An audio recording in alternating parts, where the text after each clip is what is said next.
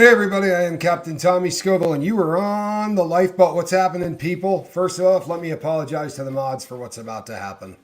So, in advance, I appreciate you guys. It's gonna get ugly. We have Aron. Believe it or not, the first time you've been on the boat. That's right. It That's really right. is. That's right. When we Yeah. stream together, that's right. We don't even stream to your channel. Nope. How This is the about first that? time we've had you on the boat, which is a trip, but that's cool. And here's Yeah. why, people. A lot of this has to do with a lot of you guys. We have a policy on the lifeboat, right? We do shows on this. I've probably done 30 of them. The policy is simply called "Stay in your own lane." And sadly, it doesn't always work that way. And there's been, because of all of the different stories that have come out and how they came out and how fractured this whole thing is, there's this persistent emails and everything else to talk about your rampant drug problem, and the fact that I probably wouldn't be able to spot it. And I'll be really honest. Let me handle that one first. All I do all day long, and I mean all day long, like my day doesn't end. And all I do is talk to people with drug problems, right? People who are using and struggling with the use of substances. And I had said on this show that I didn't see any issue, and people have really taken some issue with that with me. So what do you think, Aaron? How's your drug problem? Yes. This is. I've. It's one of these. Do you still beat? I feel like it's like a "Do you still beat your wife?" question, because it's like, I do not have, nor have I ever had any substance problem of any kind whatsoever, including alcohol. But immediately I go, but that's what someone with a substance problem would say.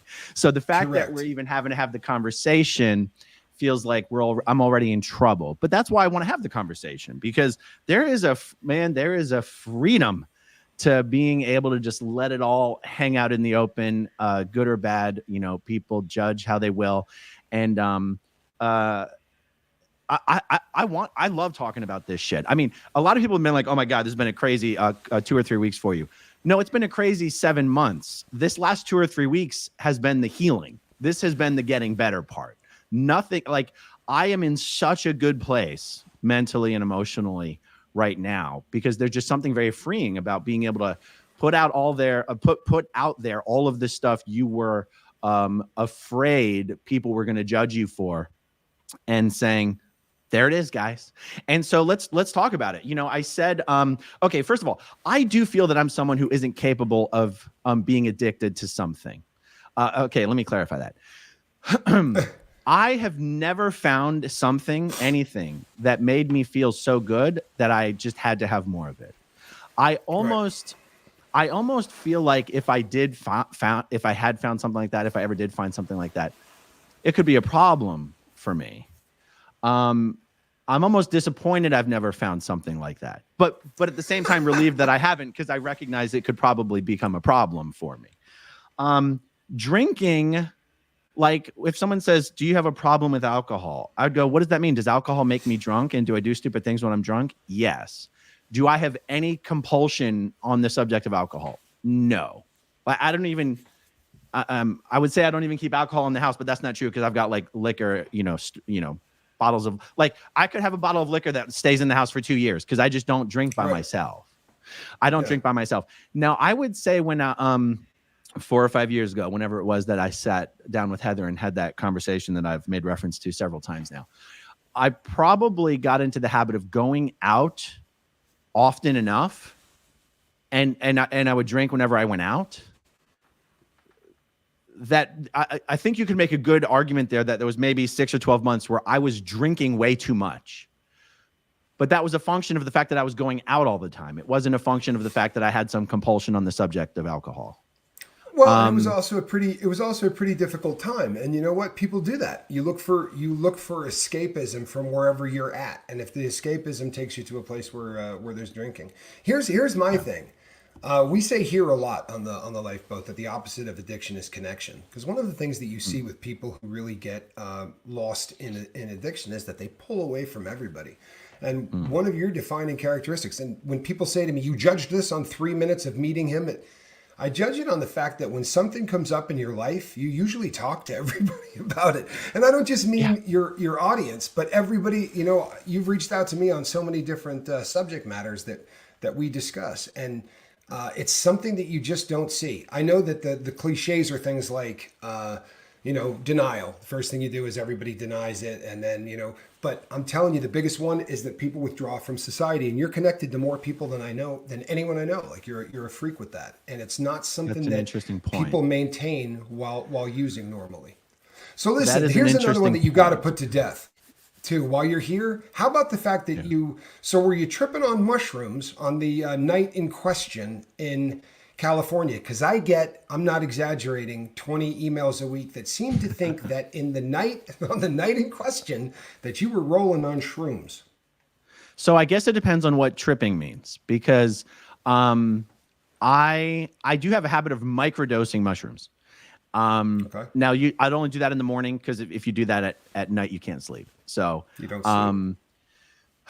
so now,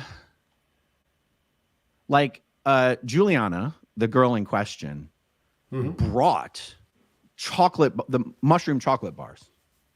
And but the night in question, I wasn't there's one particular night that's sticking out in my mind, and it was a night that me and Laura FM had a show at Molly Malone's, and I promoted it as an SPTV meetup for anyone in LA, and we went to Molly Malone's. Juliana came to that party, not specifically invited. She ended up getting kicked out of the bar that night by the owner, by the way. But she came to that party with magic mushroom chocolate bars, and this is going to sound weird, demanded that I eat the whole thing. Now, I didn't. Like, I'm just mentioning it because it was weird. It was weird. It was loud. It was dark. There was like four of us at this table. She put this chocolate bar on the table and was literally I broke off a piece and I ate it. And then she's literally screaming at me, eat it. And I'm like, what the fuck is going on here? She's like, eat it. And then she just ate the whole thing. So I'm only mentioning that instance because that was an instance where there was the mushroom chocolate bar was there. Some of it was consumed, but that wasn't the night of May 18th. The night of May 18th. That's before the trial.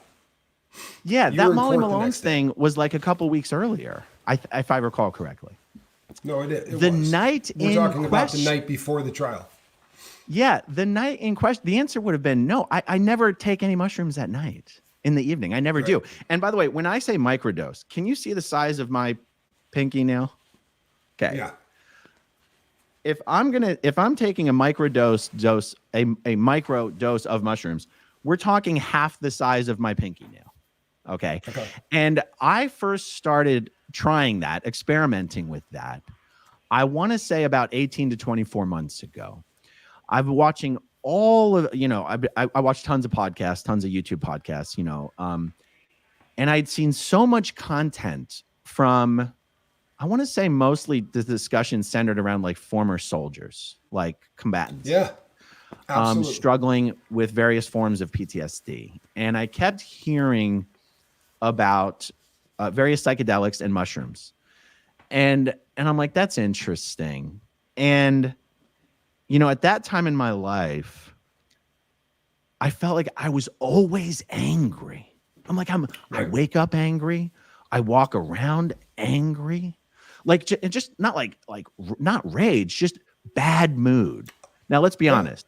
A lot of that had to do with my marriage. A lot of that had to do with being in a situation that was, I felt I could never do anything about it. I felt like getting a divorce was not an option for a number of reasons. And yet I was unhappy, resentful, unfulfilled. And I was just in a fucking bad mood all the time. I'm like, I've got to have some way to just not walk around like this all the time. And so for a stretch there, and I would still do it now, except I don't wake up feeling angry anymore. Right. I still have plenty. And just to give you an idea, I think I might get my weights here wrong. But if you had like a tiny little sandwich bag and it was maybe half full, would that be half an ounce? Yeah, that could theoretically be. I mean, speaking. it depends on how crushed up they are. Sometimes shrooms, there's a lot of air in the bags. One thing I will tell you here too is that this audience is pretty hip to the concepts of microdosing. We've done shows on it. And we've also talked a lot about the research behind it. The other thing too, people, is if you're not hip to the whole fungus thing, you can't abuse mushrooms. Yeah. And I mean, you can argue with me on this if you'd like, but it is impossible to abuse mushrooms because of how the drug reacts in the body. It requires that your body then restore a lot of what you just went through. If you're tripping, right? If you're ingesting a gram to a gram and a half of this stuff, you can't do it the next day or the next day or the next day. It requires long intervals of sort of healing up. So for that reason, it really has never been considered an abusable drug, and it's not one we really beat on here. A lot of people here do microdosing, and there seems to be a lot of science to back up the fact that it does change people's moods. It's kind of like an SSRI would, except without a lot of the baggage that people seem to get with SSRIs often. So, I mean, there is a lot of science. There's no arguing it. Yeah. Well, the reason I mentioned the size is because the first time I received any of this product, I believe it was half an ounce. But I want to make sure half an ounce isn't like that. No, it's not. It's 14 grams. It's not a lot. Okay. And that lasted me a year. That lasted me a year. Okay. Now, before I knew how much you had to take to make you feel any way, the first time I ever took what I would consider be enough, the first time I ever took any mushrooms was the first and only time I took enough mushrooms to have what someone might call a trip. And it was not a good trip. I mean, I was just crying the whole time thinking of all the ways we might have emotionally damaged our kids by staying together. Like, it was not good. And it was then a priority for me to never feel that way again. And I'm like, if that's how this is going to make me feel, I'm not interested. And so literally, honestly, I have small fingernails. If I even took the full size of my fingernail there, that would be too much for me. Right. No, you're literally microdosing. I was discussing this. I was on with the girl from Bryce over at Esoteric Atlanta. She's fantastic, a great creator over there. And we were actually talking about this today because she is a proponent of microdosing and was talking about it with me, because it's funny how much, I mean, the amount of mail that I've gotten on this, right, is absolutely astounding. It really is. And I'll tell you, like the entire audience, what's the exact same thing I told Aaron. If I thought you had a habit, I'd be in Florida. For real. Like, if my friends develop drug habits or alcohol problems and I'm worried about it, like, I don't call and yell at them. I make videos about him, dude. I'd be at his house. I'd be like, hey, what's up? We need to talk. Right? I think you're a little out of control. I'll tell you something. There are two kinds of alcoholics, and this is the truth. There are alcoholics on this planet, literally, and there are a bunch of people are going to put in and go, I know what you're talking about. But there are alcoholics that cannot leave a drink. Have you ever seen this? It's literally impossible. If there's this much in the bottom of a glass and you say it's time to leave, they cannot leave without consuming that beverage. And no joke, I guess it's probably just the affectation of sitting in this seat, but I watch every single person who drinks to see if they leave anything in their drink when they leave. No, it's probably a sickness, but it's what I do here. And I won't. Yeah, I'll never leave anything in it. I'll never leave anything in a drink, but that's because I'm cheap. If I pay for that, I'm drinking. You did in LA. You didn't leave anything on a plate, though. I will not leave anything on a plate or anything in a cup. If I paid for that, it's going in my body. Right. And the other thing that people write in and ask about, and I'm telling you what, it's never anybody from the lifeboat, because it's people that'll write in and say, and do you know he's doing cannabis? Nobody on this channel ever would have written me. I love it when they go, yeah, and I love your channel. I've been watching a long time. I'm like, and you're busting a guy's chops over cannabis. You don't watch my channel a lot, right? You're not really honest on that one. So the thing is, like, look, I wish I loved getting high. I wish I did, because I have all the time in the world. I could do whatever I want, whenever I want. If I had something that just made me feel fantastic all the time, believe me, I could be high all the time. I do not enjoy being high. So, but let me clarify this. So, and also, I've never been a smoker. I smoke cigars. Right. When I say I'm gonna jump all over the place here for a quick second. When I said I don't know that I'm someone who can get addicted to something, I hear how addictive nicotine is. Now, I've never smoked cigarettes. I've always been a relatively long distance runner. I don't smoke cigarettes. I never have. But you hear how addictive nicotine is and how hard it is to quit. I smoke cigars. I have never in my entire life, I started smoking cigars in 2009. I have never had the craving, I could really go for a cigar right now. Cigars for me are something I do socially. It's something to keep your hands busy, your mouth busy, to, I don't know, look cool. But I never go, boy, you know what I really need right now? I could really use a cigar. Cigars are kind of gross. I smoke them anyway because it's kind of fun, especially in a social setting. But I don't smoke cigars by myself because it's not like they taste good. Cigars don't taste good. No, they don't. It's just something to do. But I think somebody would argue nicotine is addictive no matter what form you take it in. And yet I've never had a craving for nicotine, even though cigars do give you a pretty healthy dose of nicotine. I've never had a nicotine craving. Yeah, that's odd. That really is. Okay. So now let's go to the weed thing. Because I'm not a smoker, I cannot like smoking weed for me absolutely kills me. I've done it a lot of times, but it's not fun for me. I feel like I'm not getting to the point here. I will occasionally take edibles. If in a social setting, if I want to laugh my ass off. For a while, I was also taking edibles to try and sleep. The problem is, if I don't fall asleep quickly enough, I'm in the kitchen eating about 8,000 calories. Now, I don't know if we spend enough time together for you to know how preoccupied I am with my weight.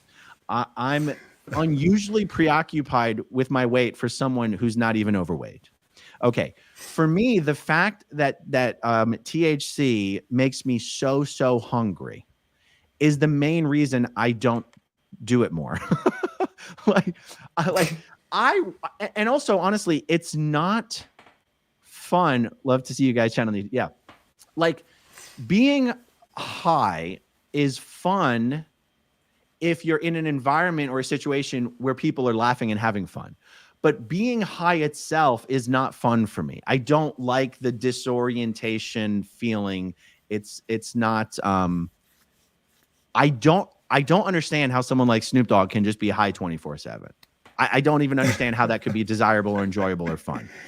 Now, to be fair, I've never tried any substances that's like, I've never tried any opiate-based anything, and I've never tried anything with a needle. I'm not going anywhere near a needle.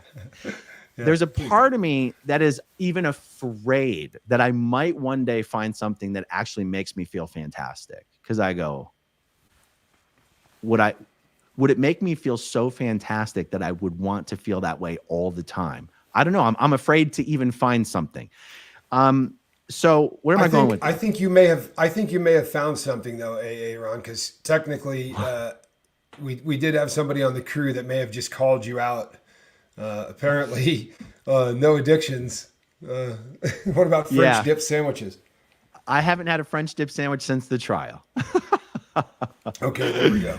All right, the truth comes out. And also, because I tend to be so preoccupied with my weight, I'm usually just eating straight steak and chicken and romaine lettuce. So I don't even like buy bread. I don't even keep bread in the house.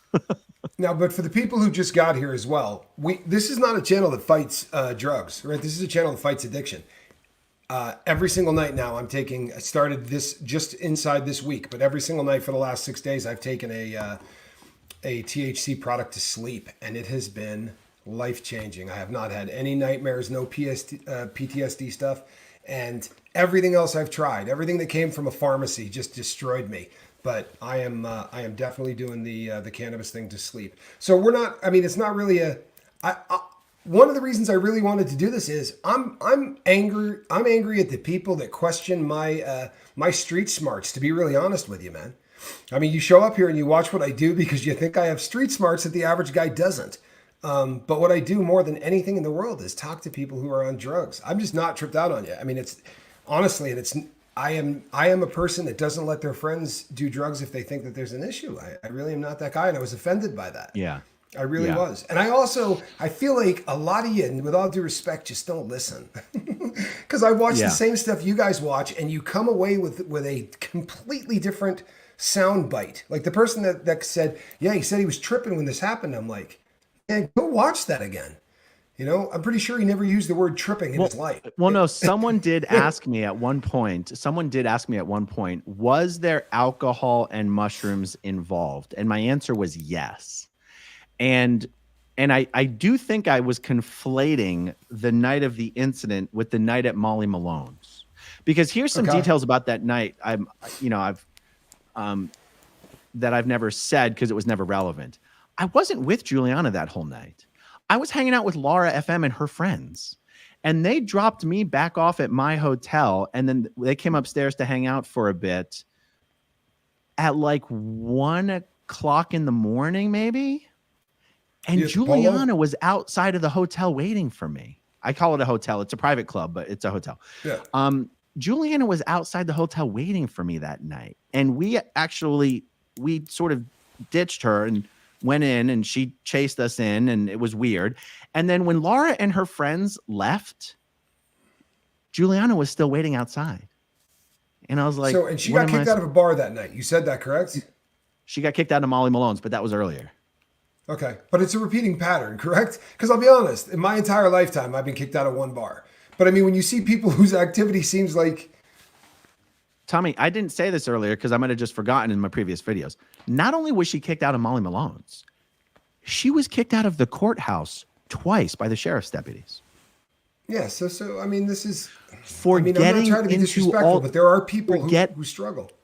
For getting into altercations with people in the courthouse. Okay. She was kicked out of the Danny Masterson trial. I don't even know why I'm mentioning that. It's like there is a history, a pattern of behavior. But anyway, so the thing is, well, it's important. I'm sorry, but that really is important. It really is important. Now, someone will go, well, that doesn't mean that you didn't do X, Y, and Z. Whatever. I'm not going to rehash everything. Okay, so with the original question, when I was originally asked, was there alcohol and mushrooms involved that night? My answer was yes. Because it's also possible that I did have some of the, let's just say Juliana is not the only person in Los Angeles who has those mushroom chocolate bars. It's very possible, in fact, even likely, that I had some of that chocolate from someone else that evening.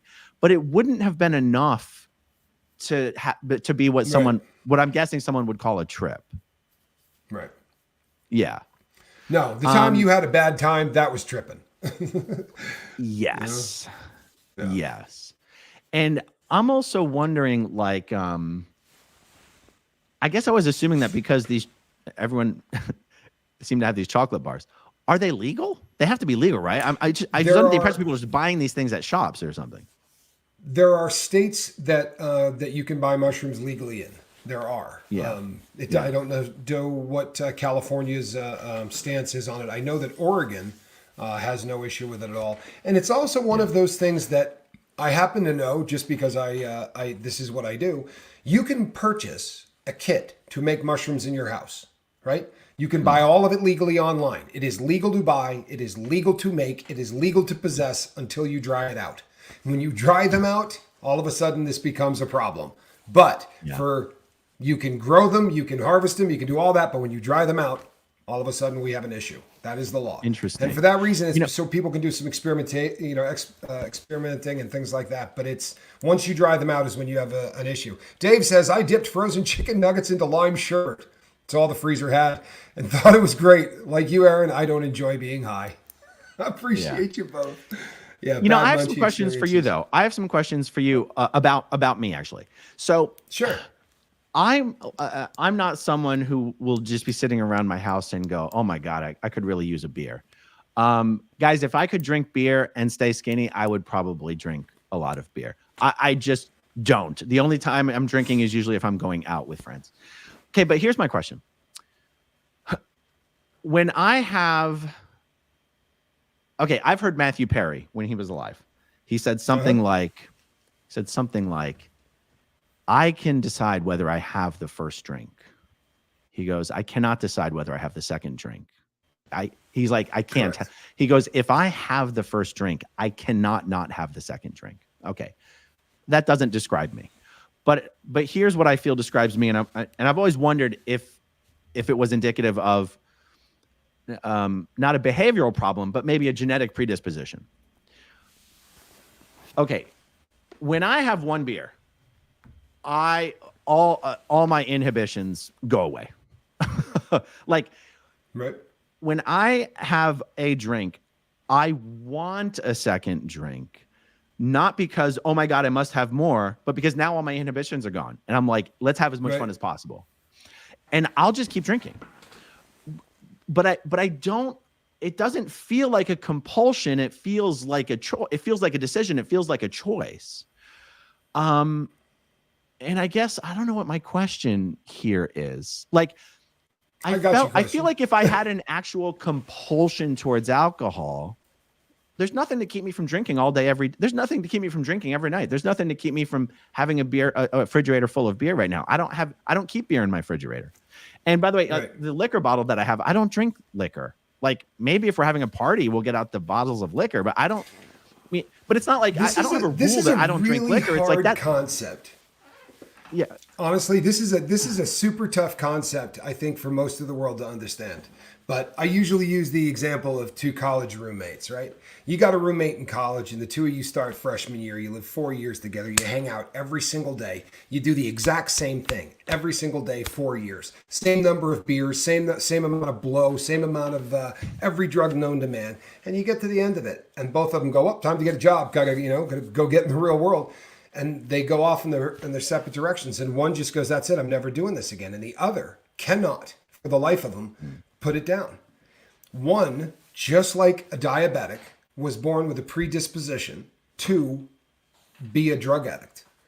The person that doesn't, they can drink to excess. They could do heroin until they were addicted to it. But the first time they quit, they would never go back because they don't have that genetic predisposition to addiction. And I promise you, you can argue this with me till the end of the time, but if you do not have that predisposition, you could be a rock star that drinks every day of his entire life because that's what he likes to do. But that dependency only really gets people that has it. There's a test now. You can put people on a brain scan. You can look at this. There's a difference between you and me, right? Probably a bunch, but that's a big one. I am a drug addict, right? I catch that habit, the things that you can do and then go, yeah, you know what? I may drink for 3 or 4 weeks, but I don't mean daily, but I mean, you're going out, you're doing this, and then you put it down for 4 or 5 months, and then you might start drinking, or you might have a couple. That the addict doesn't have that option. What Matthew Perry was saying is the truth. That they make the decision to have the first one, and then everything that happens after that, it doesn't stop at the end of the night.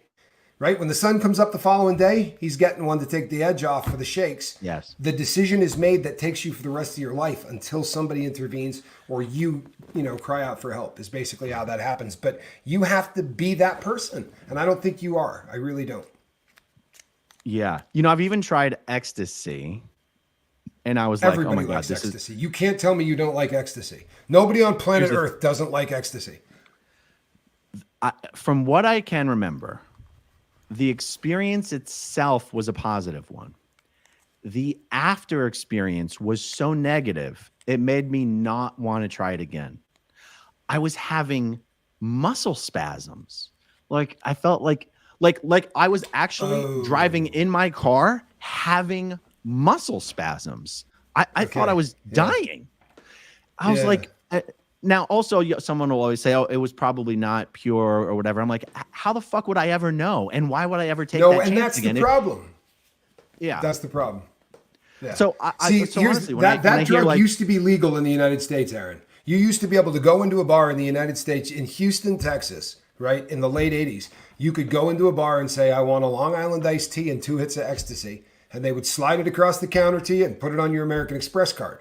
But what happened is, honestly, once the federal government decided no one was going to make that drug in the United States again, they locked down one chemical and made it impossible to get. So people make different recipes, and it's kind of like it, right? I mean, but what you're describing is a anytime that you get a bad batch of anything that's methyl based, that those muscle tensions and grinding your teeth and your jaw hurting and all of that stuff, just absolutely fell. And I was like, I've even seen people online twisting the whole LA thing and being like it was some cocaine fueled, whatever. I've tried cocaine twice in my life. And thank God it wasn't a good experience, because I probably wanted, like, if there was any magical pill that I could take that would make me feel exhilaration, kind of like how the movies depict cocaine. Right. I'd be like, sign me the fuck up. I want to feel that way.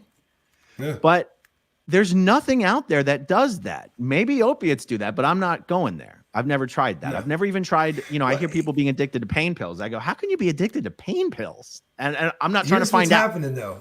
Do you know what's funny? This is a case study. It really is. This is a beautiful case study. And it's a case study in addiction, right? Honest to God, this is a guy that's describing the fact that there's nothing out there for the addict when you find that substance, right? It's almost like you're describing, but like the first time that I did heroin, there was no doubt whatsoever in my life that is how I wanted to feel for the rest of the time that I was on earth. And that anything that got in the way of that, I was going to remove, right, from my life.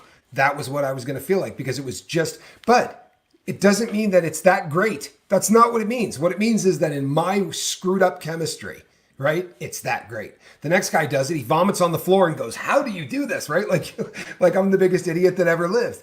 But everybody's got that button. I look at people who get addicted to alcohol and I go, how could you get addicted to that drug? Like, that doesn't make sense, but it fills a need for every person. I'll be really honest with you, my brother. I don't think you got a need that needs to be filled. No. And it's funny because I feel like, well, I agree with you.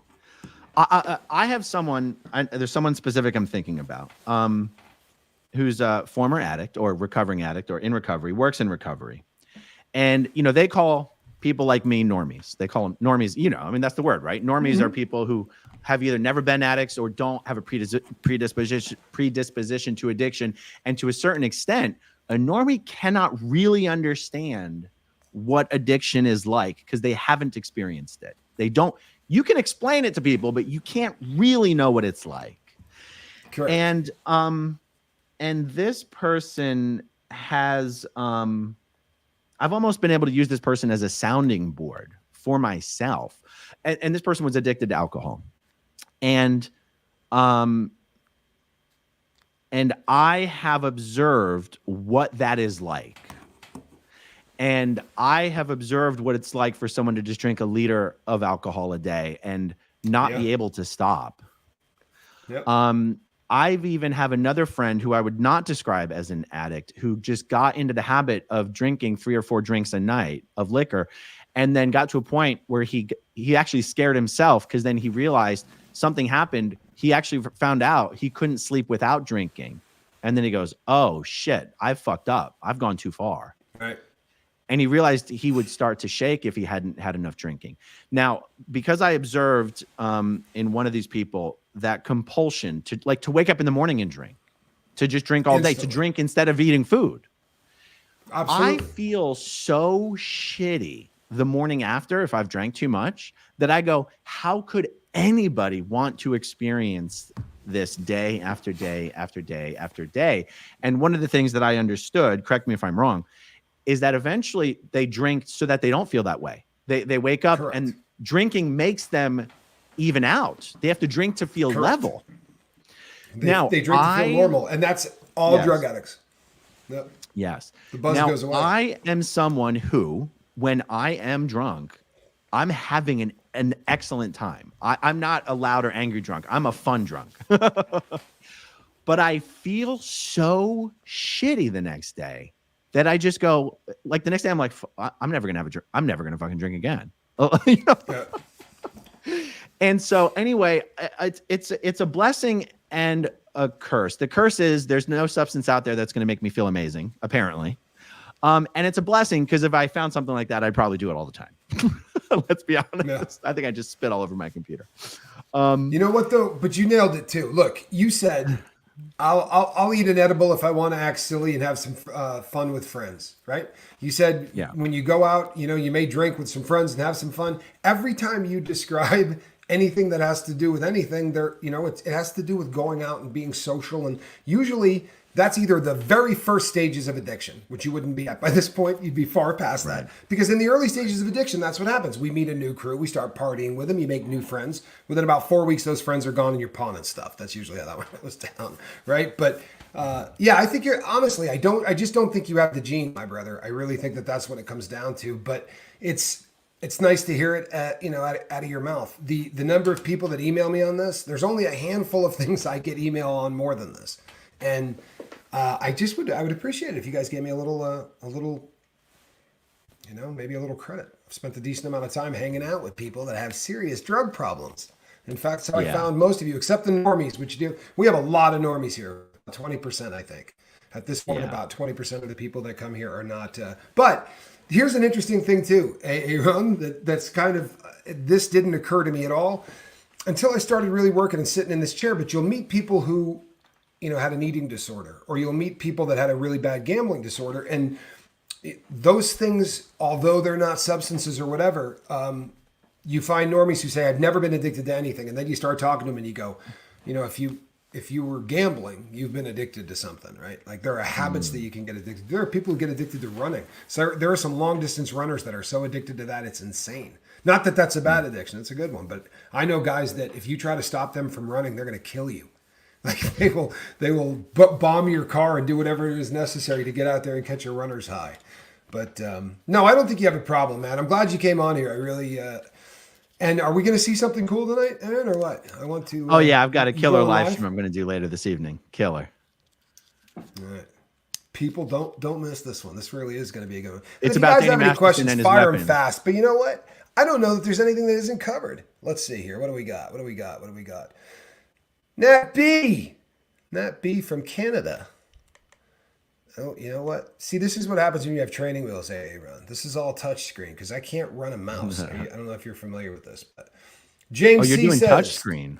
Wow. I touch screen everything, bro. If it's not touch screen, it's not done. You understand? Like I am, this is training wheels. You think I'm kidding? I have 24 years clean and sober. Anyone can get clean if I can. It's funny that you say that. Because that has always been my theory, right? If this guy that robbed banks and did all of this stupid stuff can get sober, then trust me, you can put down the bottle, right? Nat B gifted 5 Lifeboat memberships. How cool is that? And then Jan Nelson did the same thing. You are too cool. Aron, here's my question, legitimately. Am I the only one catching crap, or are they emailing you? Are there people reaching out to you and accusing you of having a drug problem, or is it just because I'm the drug guy? It must be you. I'm not getting those emails. Okay. Or I answer every email like a chump too. That could be it too. And also, I do have a problem with that. It's such an interesting leap to go from someone used substances to someone's addicted to substances. There's nothing that's ever happened in my life that would give someone a reason to accuse me of being addicted to anything. I got a good idea. It's honestly just people making up shit. It's probably Chris Shelton because he's such a piece of shit. Like he's honestly, I'm going to take an opportunity. Chris Shelton is a fucking piece of shit. And he's someone who's never once even asked me a question about anything that's ever happened. And yet this douchebag will run all over the internet acting like he has some sort of secret inside knowledge. Chris Shelton has no inside knowledge. Chris Shelton is someone who once Juliana messaged him, he absolutely just took everything she said at face value and sent an email to the Aftermath Foundation board members, almost threatening demanding that they remove me or else he might actually have to go public. Like, honestly, Chris Shelton is a fucking piece of shit. It seems to me like there's just a lot of behavior, that you can get those people out of that environment. But I think some of them thrive on that. You know what I mean? I think that it's sad. It really is, because nothing that happened needed to happen. It really didn't. I mean, and I'm not trying to pick on anybody. We work with so many people who have mental, who work with mental health problems. I have mental health problems. I'm getting treatment for it, right? Everybody here does. But if somebody's getting thrown out of 4 places in the course of a month, this is someone that causes drama everywhere they go. Like, you don't need to be a rocket scientist, right? For the love of God, 2 steps back. I promise you a cop would go, 3rd time we've been called out? No. Like, we're not buying into any of that, because it's just absolutely ridiculous.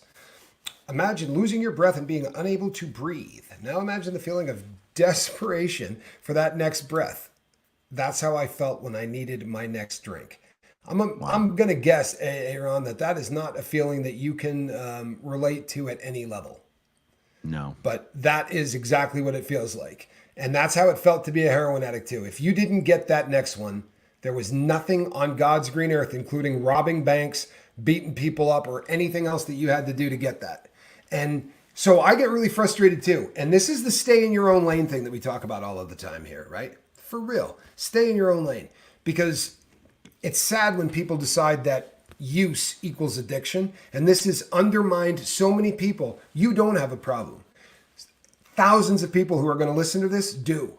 And the way that he gets treated for his not problem by people like Shelton or anybody else, it makes other people who actually have a problem going, I'm not coming out and saying I got a problem. You see how this dude got treated? And this is a guy that eats a piece of mushroom. No, man, I'm a drug addict. Like, I'm not coming forward. They're going to crucify me. And I should be clear. I actually feel like taking those little doses of mushrooms actually did help me. Like, I actually did find a lot of people have said, and this is not just in studies I read. I work with a lot of guys that have come back from the war, and this has been the greatest treatment for all of them. It's they set you up to do 12 guided tours, basically tripping throughout the course. Not one person has ever finished. With this one doctor, he said they've never ever gotten a soldier all the way through 12. Most bail after 2 or 3. I don't think you can put a link up there, but I appreciate you anyway. Lord Kiss Freak, thank you. But absolutely, there's a lot of evidence right now that psilocybin is. We really don't even know the wonders of that drug. I think we're going to have to get better at how we advertise it, right? Because look at what happens when you bring it up, right? The entire world starts talking about tripping, and you get this image of a guy at a rock concert, and it's really not how most people use it these days. Right? Yeah. Hey, just a couple throwing a couple things back and forth here. I know people. Nicotine technically is a drug, right? Caffeine is a drug. Someone's going to have to explain to me one time why people who can't go without their coffee, those people are normal. But someone who wants to use a little bit of mushrooms, whoa, it's the same fucking thing. Right? Is it not? Or the cigarette or the alcohol, the caffeine. It's like, and it's funny because as people that do drugs, our drugs are always good. Your drugs always suck. And that we really are that as people. Pat Shore says, and you got to love the hey, I have to ask, knowing that woman is a wackadoodle, why would you sleep with her? Now, here's the thing, people. Doesn't that question answer itself? Really? Yeah. I mean, look, I'm just going to be a dude, right? There is a very pervasive rumor, right, that goes around that has to do with a certain, the hotter they are, that sometimes they tend to be a little bit more wackadoodle thing. This is just a rumor. I'm not saying that I believe in any of this, but that is something you hear because guys are weak. It's what we're famous for. Anna says, thank you for taking care of my fellow combat veterans. Let me tell you something. It is an honor to talk to combat veterans, man. I don't have any right, honestly. Thank you, but those people did something. I'm sitting in a chair making videos. Hey, Aron, favorite comedy podcast besides KT? KT has killed Tony. Hands down, Tim Dillon. Tim Dillon is just pure refined comedy, this guy. I identify with Tim Dillon and his style of comedy so much. So between Anthony Jeselnik, Tony Hinchcliffe, and Tim Dillon, if you wrapped all those guys together, that's sort of my sense of humor. I didn't know who one of those people was this morning. No joke. But my kids sent me a bunch of stuff today from a bunch of them. And now I feel like I'm halfway hip. Like, if we had filmed this at 10 o'clock in the morning, I would have been like, I don't know what you're talking about. But now I'm halfway hip. My son actually sent me he was saying, Dad, he was basically busting my chops for being an old man. But I guess he was right. So I wanted to like Chris, and for a while tried to watch him. But too much of an ick factor for me. Well, that one says it all. I have no reason whatsoever to improve upon that. Anger is a drug too. Don't let them drag you down. You know what, people? I'd love to just I'd love to just tell you guys a huge secret right now and be like, yeah, let me tell you what's about to happen. I can't do that. But Aaron's about to blow the lid off this people. There's really, really incredible stuff. You know how I kept like saying, once these people get out of this dude's way, watch what he does. You guys are going to say, Tommy called this crap. You watch. And it won't be long before you're saying, Tommy called this crap. You watch. Jobo, good to see you. Jobo Baggins, tell me you don't love just saying Jobo. Are you a... I'm a Lord of the Rings person, man. I just like saying Jobo. Every time I see her name roll in there, I was like, Jobo. I love that. There we go. Let's see here. I drink. Come on now. This is why computers suck.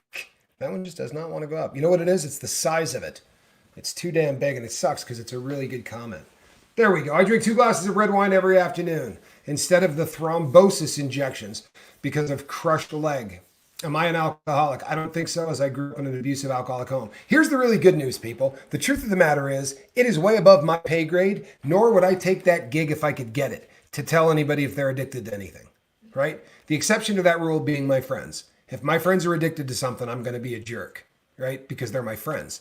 But the rest of the world, you really have to look at yourself in a mirror and answer that question. You may just take 2 glasses of wine because it's a much better deal. And I'll tell you, I'm not anti-drug. I never have been. That's a better treatment than opiates. I promise.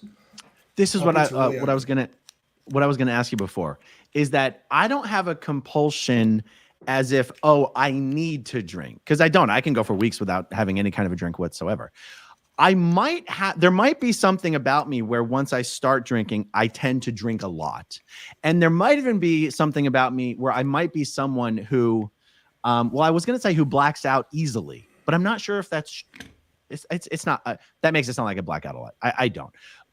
But it isn't, I think there might be some genetic predisposition to how easily someone does black out.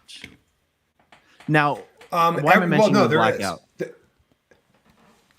So I can count on my one hand the number of times I've woken up the next morning being like, what the fuck? Like no memory of what happened the night before. So there's no reason for me to introduce that into the conversation. But what I really wanted to focus on there was I really might be like, okay, when I say the compulsion, there might be a compulsion where if I'm going to have 1 beer, I'm going to have 8, but not like I can't keep myself. It's just the inhibition goes away. I'm like, of course I want another beer. Can I get you a beer? Of course. Get me 2, because I'm going to drink them so fast. They're going to, and you go, okay, is that if someone goes, so if someone were to ask me, do you have a problem with beer? And I go, if I had a problem with beer, wouldn't that mean I drank all the time? Or could I also have a problem with beer? Like, well, if I have 1, I'm going to want to have 8. But if someone was like, yeah, but if someone said, hey, we got to go. I'm blabbing right now. It's not like I have to have 8. It's that I'm going to want 8. And there's no reason for me not to. Meaning in my mind, I'm like, why not? Who cares? What's the, yeah. But you've seen me when we were hanging out, you've seen if there's food or liquid in front of me, I'm devouring it. Like, yeah, it's impressive. I can't have 1 cookie. I'm going to have 20. I can't have 1 donut. I'm going to eat all 12. If there's a pitcher of water in front of me, I'm going to drink the whole pitcher. So like this compulsion I have, it's not just beer, except beer gets rid of my inhibitions. Am I making any sense right now? No, believe it or not, I think I can sum this up, because here's what it comes down to is this.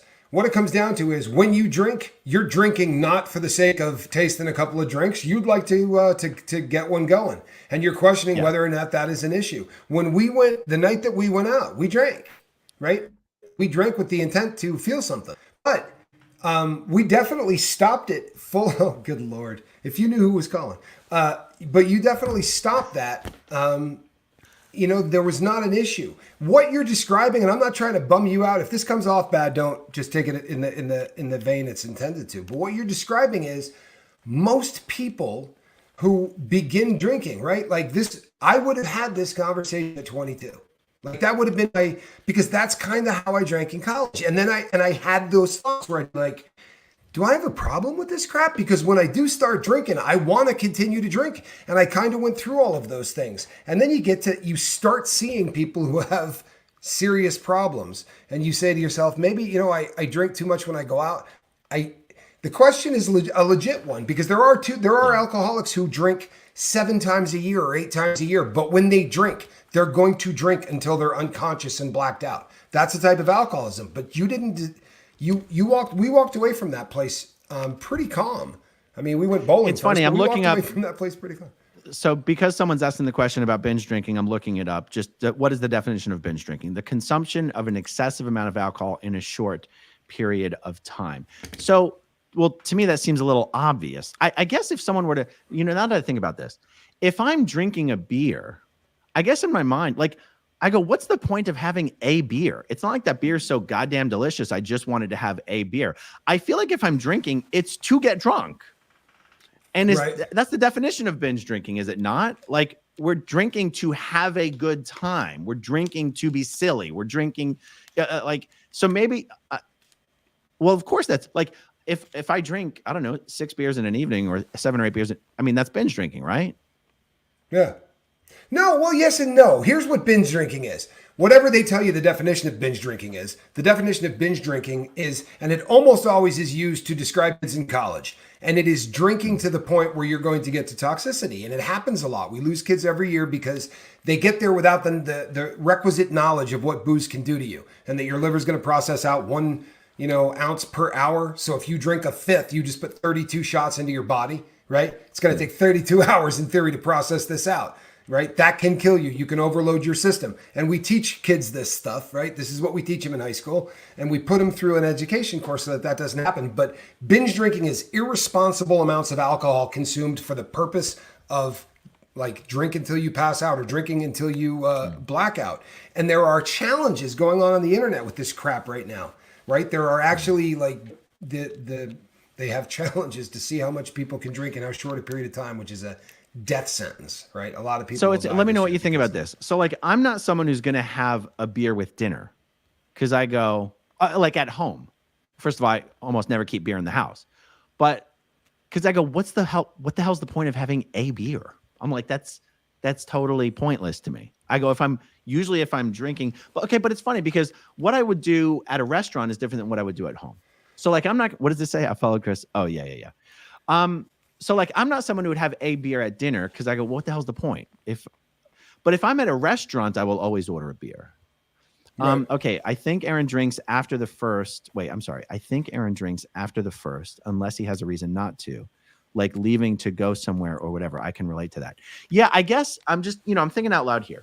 For me, I'm drinking for the sake of drinking. It's not like, ooh, I just need to relax a little bit. No, I got a lot of things I can do to relax. I can go to the gym to relax. At the age when most of us were doing the binge drinking thing, you were working long, hard hours for Scientology, married young. Yeah, it's true. Well, I don't think I am too hard on myself. Apparently it's other people who have a problem right? with. Yeah.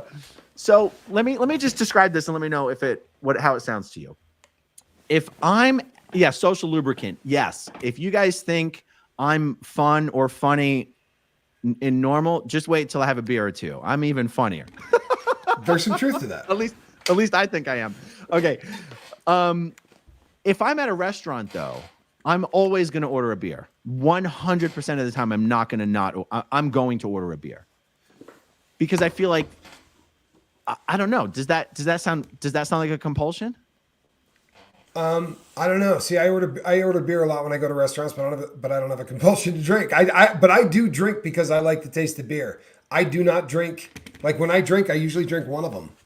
That's usually my get down. But I never like that buzz. I like I don't drink because I like the taste. I drink like, I'm like, are we here to have fun tonight? If yes, we're drinking. If not, we're not. I mean, it's not like shit. Someone's trying to call me. Let me put do not disturb. Carrie, this is something that a lot of people experience, where you go from one to the next.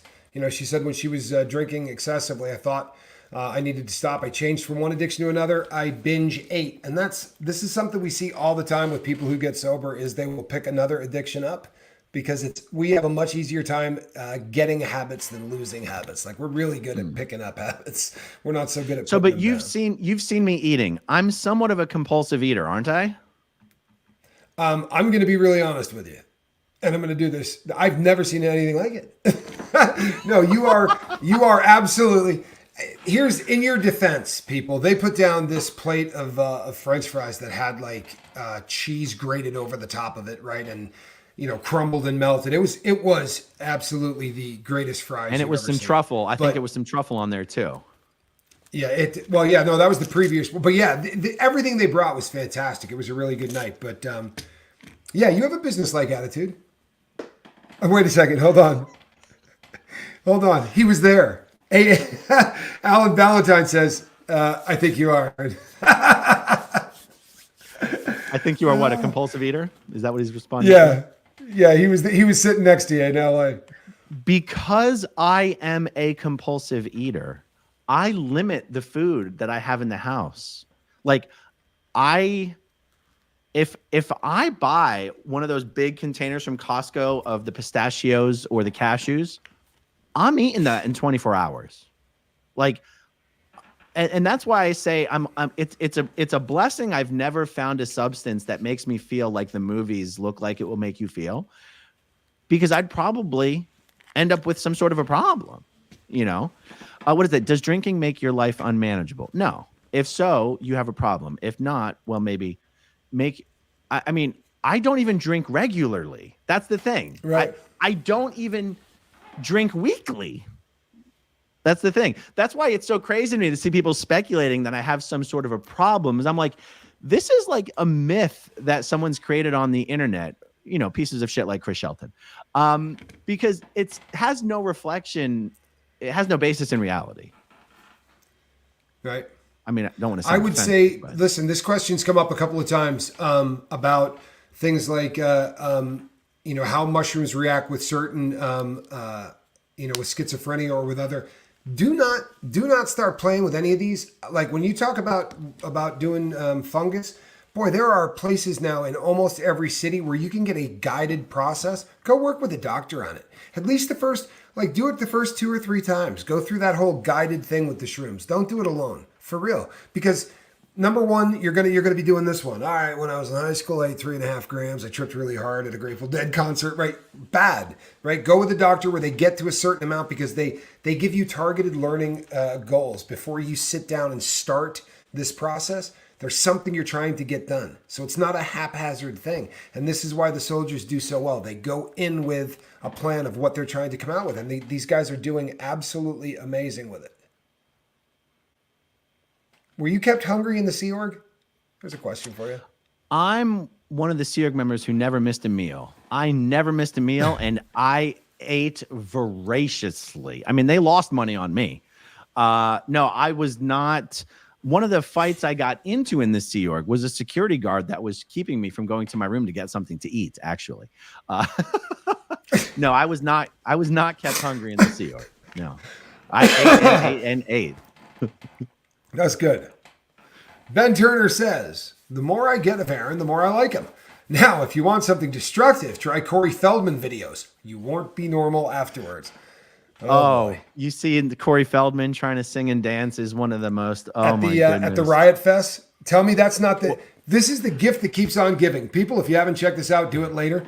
When the poor guitarist comes out and he's talented as hell and he starts the chant, he comes out, he's like, come on, man, we got a chance to get him out. He's the comeback king. He's the comeback king. And he's got this look on his face like, I wish the world would just like end right now and I would die. Like that's the look on this poor guitarist's face. But it is, you have to see it. It's worthy. It's worthy. How's this one here? Wow. Aaron and Tom E in the attendance. Yeah, how about that? Team Aaron for life. Look at that. You got some fans. Got a couple of people that like you around here. Do you realize that every single one of the comments here normally starts with, I found you on Aaron's channel. We had to say, we literally had to come out and do the, hey, we'll just take it, we'll just assume that you found me through Aaron and you can get on with the, it shortens up the live chat considerably. Here we go. This is, some would say if you're drinking to get drunk, then you're an alcoholic. At least that is what I thought. was one of the official definitions of an alcoholic. And this is, you hear this a lot. A lot of people say this. Now, here's what I say to all of them. What's the other reason to drink? Well, people will say they do it for taste, but this is what I say. I have never met anyone in my life that would drink non-alcoholic tequila, right? I don't think that person exists. You can BS it and say that, you're into that and all that. You would not do shots in non-alcoholic tequila. If you're drinking, chances are, even the people, look, I drink one beer. I promise you, I feel it. I promise you I do. Oh, like when I go to dinner, I drink one drink. Let me think about this for a second. Okay, let me think about this for a second. If you're drinking to get drunk, I'll tell you what, this is interesting. So, and also I'm usually not drinking cocktails. It's usually just beer. But I guess if someone were to say, hey, we're having a party, we want everyone to loosen up a bit, but we don't want anyone to be out of control. 2 drink minimum for everyone. I'd probably 2 drink maximum for everyone. I'd probably be like, sweet, let's rock and roll. The problem is those drinks make my inhibitions like go completely away. And I guess it comes down to the fact that once those inhibitions are gone, if more alcohol is available, I'm like, yeah, I want more. But if someone were to say, oh, I'm sorry, there's no more alcohol available, I'd be like, okay, cool. So I guess when let me make sure I'm articulating it correctly. If I'm like, I'm drinking to get drunk, the alcohol makes me have fun. Right there. If you're drinking to end emotional pain, it's an issue. Yeah, that's not why I drink. I literally drink to have fun. See, now, if someone goes, can you have fun without? Yeah, if someone says, can you have fun without alcohol? 100% yes. 100% yes. No, but even someone with a problem might say they drink to have fun and they're in denial, right?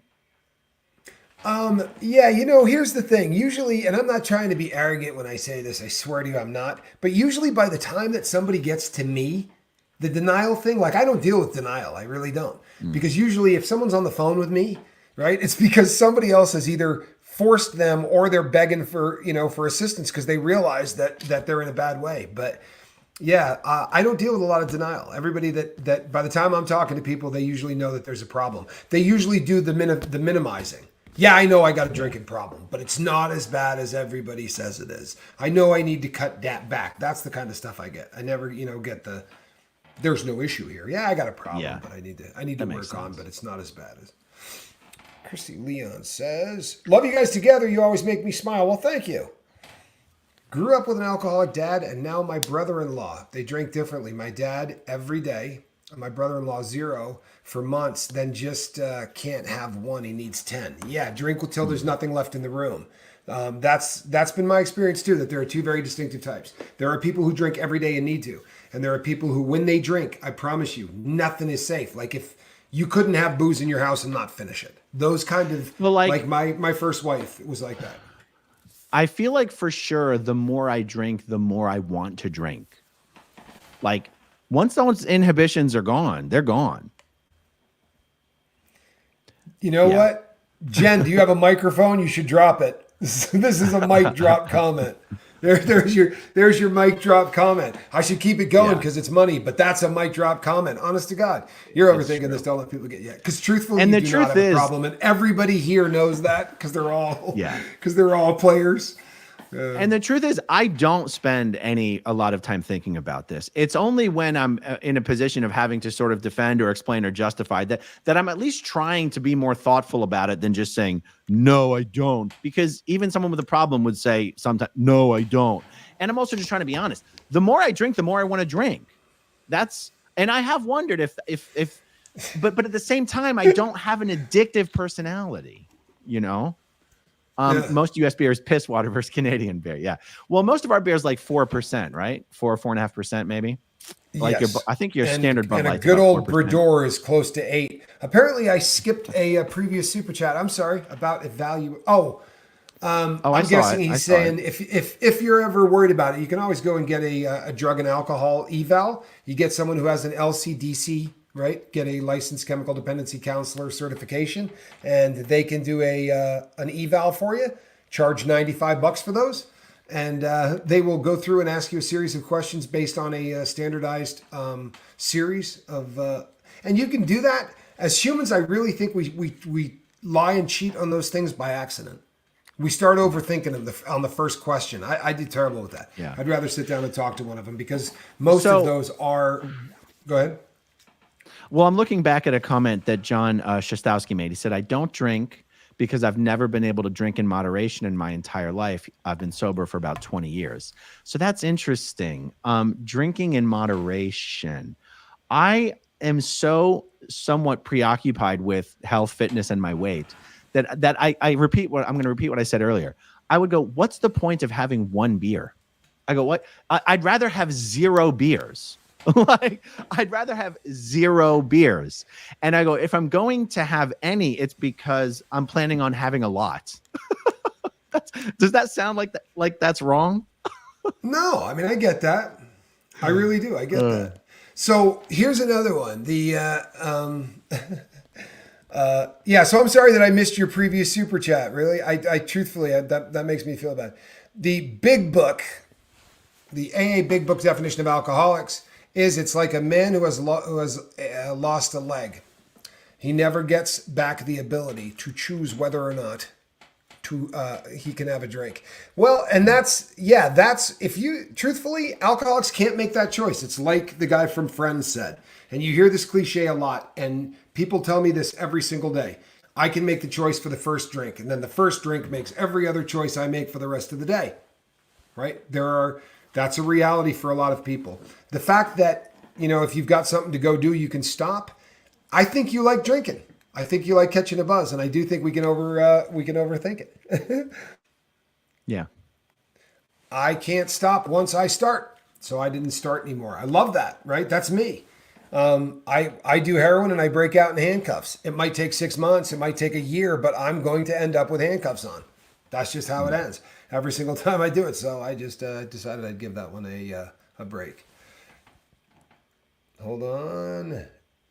Every college student, here we go. Every college student drinking tonight is drinking to get drunk. You are way over analyzing yourself. Screw Chris Shelton. Yeah. There we go. I'll tell you what, we can end it on that one. I don't know if it's going to get any better than that. Shelby Fletcher says, I drink margaritas on the rocks.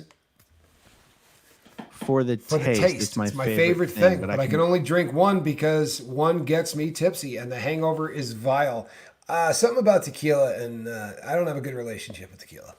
If people, because I almost go, I understand the idea of if you're drinking to get drunk, and I go, but drunk is just a spectrum of buzz. Like buzzed, like if you just liked the taste of beer, then people would drink non-alcoholic beer. I feel like even if you're having one beer, you're still having that beer to get a little bit of a buzz.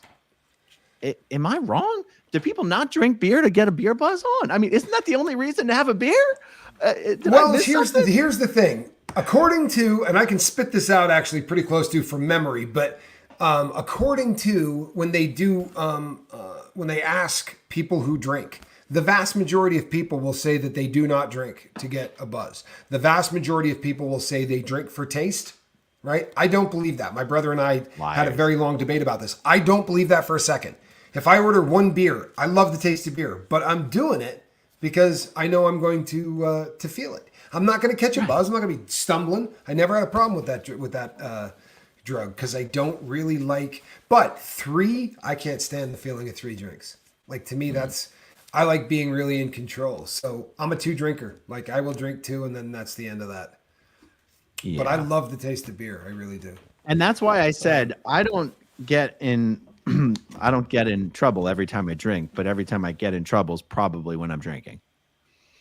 Like I remember you saying that, and I think that that's probably an excellent description, honestly.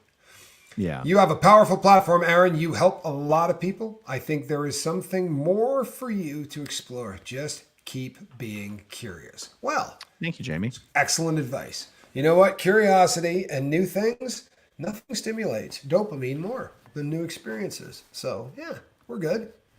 Uh-oh. We had a beer bong player. You were doing beer bongs for the taste, no doubt, right, Pamela Crawford? When I was in college, I did a beer bong for the first and only time. I got really buzzed off of it. I'm sure. I used to when I was a freshman in college, we used to put 2 beers and a pint of Jack Daniels into a beer bong, and that was the start of Friday night. And I assure you, people, Wow. I wasn't doing that for taste, and I most assuredly I've never done a beer bong. Buzz.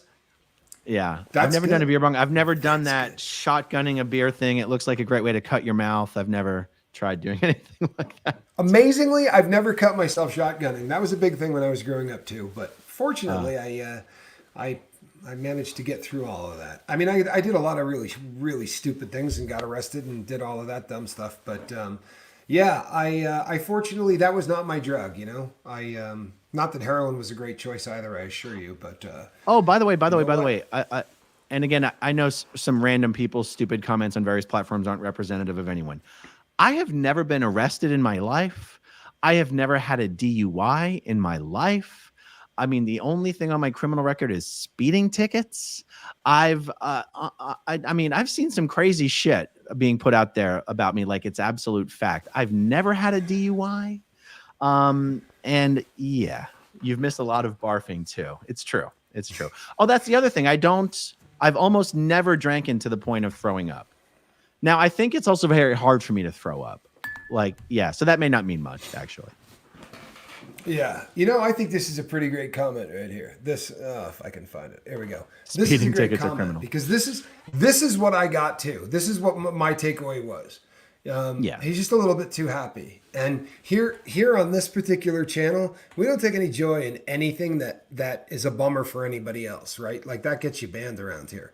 If you need content, Tommy, I could share a story. Someone else just said something very similar as well. Send me an email, sober, SOBER, at myyahoo.com. Sober at myyahoo.com. If you have something, send it. I'd be very interested. I love telling stories. I really do. It's a great thing. Let's see here. What do we got? I really appreciate you guys talking about this. You know what? And it's not a comfortable thing, but let me say this too. I'm going to get an email today and it's going to say, I don't understand why you guys keep talking about it. Let me explain something to you. If you don't do this for a living, I guarantee you that you don't understand why we're talking about it. But if you do this for a living, right? It's one of the most frustrating things in the world is to listen to the undertones and all of the crap that goes on. You don't want to answer back because it makes these people do more of it. But every once in a while, you go, yeah, I'll go on a friend's channel. We'll discuss this. And since what we do on the Lifeboat is talk about drugs, this seemed like it was a pretty good fit, right? I would not have wanted to this do is the other YouTube. one. This is what we do, baby. We talk about it. I think the show that you did with Rabbit was courageous as hell. On both of your parts, I would not have. I don't think I could have done that show, man. I couldn't. I would not have been. I would much rather do this show. I would have been so uncomfortable talking to you about all of that crap from about your family. I don't want to do that, man. I really don't. But I dig this. This just makes a lot more sense, right? It really does. I hate the undercurrents and the BS, but this stuff, healthy dialogue, people, we're talking about drugs and what makes somebody an addict. If that's not what we do here, right? This is good stuff. Nicholas says, I drink 0 alcohol beer sometimes because I like it. I don't drink spirits because I don't like them anymore. After losing the love of my life, I didn't have a day without alcohol for 18 months. My goodness. But see, that's a great example, right? Here's a cat that was going through something really tough, right? You lose the love of your life. Very often, people, we use anything to avoid the feelings of the day. And it's natural for people who are not addicts to use alcohol or any other substance to get them through difficult times. The difference between the addict and the person who does it is that the addict isn't going to stop. There's never going to be a moment. Once that's over, there'll be something else that needs the edge taken off of it until you're dependent and you can't stop. But thank you, Lauren. Lorny, that's a lovely thing to say. Lorny, send me an email as well. You said something earlier and I can't remember what it was, but send me an email because it was something along the lines of one of those. Yeah, there you go. I agree with you. Well, this is a good one. Well, then let's end on this one here, people. I worked in the behavioral field, and I believe it is a great conversation. It's important for people to learn and talk. Aron is very brave. I agree with you. This isn't a fun subject, right? But No, I mean, I actually think it's fun to talk about this, especially since it's something, despite me, putting my entire life on display to take power away from certain people to try to shame, humiliate, and blackmail me. This substance thing is still something that people are out there trying to smear me with. And I go, I don't even get it. And it's certainly not something I'm embarrassed to talk about. So that's why I wanted to have the conversation. Good. I like it. Well, and since this is your first time on the boat, you may not have seen this, but this is a 1,000 video long tradition. This right here, Aaron, this is a cat in a basket. All right, everybody. Appreciate you tuning in. Aaron, you know what? I appreciate you coming on and putting this to rest. Now, if you send me an email about Aaron's drug use, I'm blocking you. I'm tired of answering those emails, people. People reach out and say, hey, I need help, so don't send me emails about this. All right? Seriously. Jam my inbox with this guy's drug problems. I got other people that have drug problems. God bless. I'm Captain Tommy. We'll see you on the next one. There we go.